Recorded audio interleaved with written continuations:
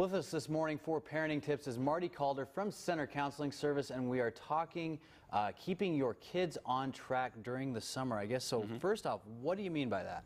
Well, like mine, I shaved this morning, you know, so I slept in a little bit. So it's great to have kids have some time off and to get out of the schedule of school, you know, having to get up so early. At the same time, if everything kind of goes out the window, it's going to be a lot tougher, even with family vacations and other activities you have during the summer if they're in camps and stuff like that, and especially in the fall.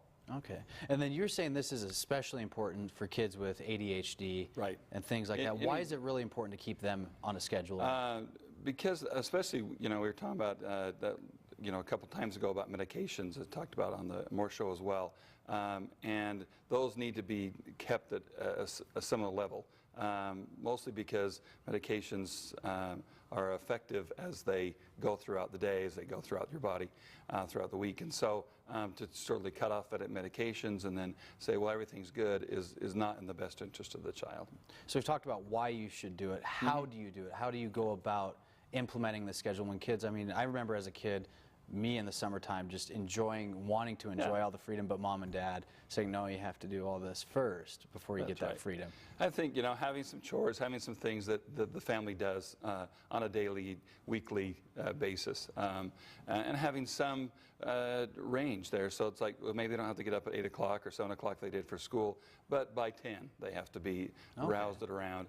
They need to, like I said, have some chores done before they go out and do things, that they come home at reasonable times. You know, maybe there's some times that they do some sleepovers and stuff like that, of course, but that there's some schedule there, that they're expected to do things like when, like I said, if you're going to go on family vacations and those kind of things that we have to keep on a schedule because we have to get to grandma's house or do what we're doing. So, should people utilize like lists or things like that? Is that a good tactic to use, or is that, I mean, is it just kind of to each his own? No, I mean, some of it's what responds well for your children.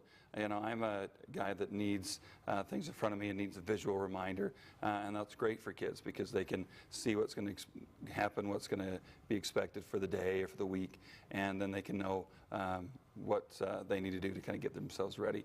Other people use, you know, visual charts. Sometimes it's, you know, electronic media. You know, texting your kids, and we text half the time and we're in the same room. Those kind of things are great too for teenagers.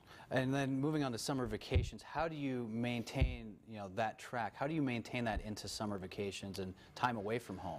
Well, I think the big thing is to realize that the kids are going to get tired, and it's going to be more than they are typically doing. I think that's what parents forget about when traveling, is that this takes sitting in the car is tiring for everybody. And so giving yourself some time, give yourself time to stop at some places and get the kids out and kind of do some things.